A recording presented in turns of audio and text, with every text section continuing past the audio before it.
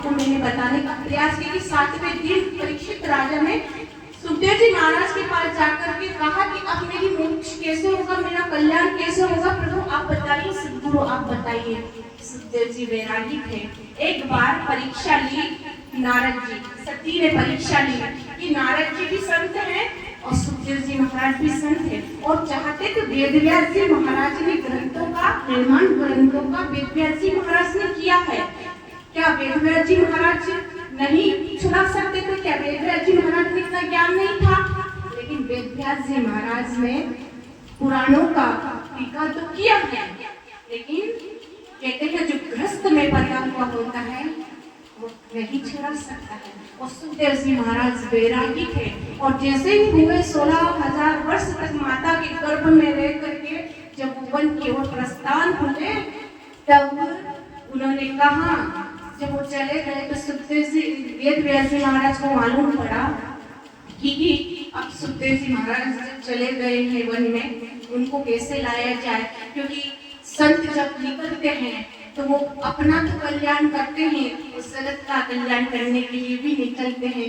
दुनिया ले या ना ले उसके ऊपर है, लेकिन वो दूसरों का कल्याण भी करते हैं। तो वेदव्यास जी महाराज ने सोचा कि सुखदेव जी महाराज तो वन चले गए हैं, अब इनको कैसे लाया जाए और भागवत का प्रचार कौन करेगा?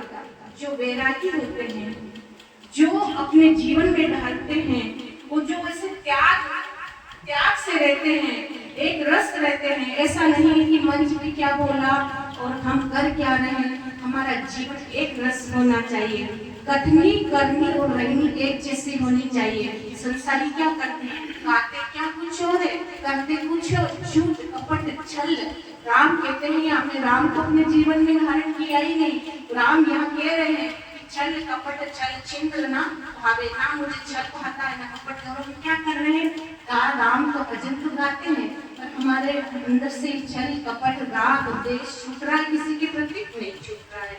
तो कहने का तात्पर्य मेरा ये था कि सुखदेव जी महाराज जब राजा परीक्षित को एक दिन में साक्षात्कार उस परमात्मा के दर्शन करवा दिया, और जब सुखदेव जी महाराज ने आत्मा का साक्षात्कार करवाया और कहा कि अब भूख लगी है परीक्षित तुम्हें, उन्होंने कहा कि अब मुझे इस पेट से तो कोई, ये तो जड़ है, इसे आत्मा का साक्षात्कार उस परमात्मा से हो गया, तब भूख और प्यास कैसी है? क्या ऐसी प्यास हमारी है?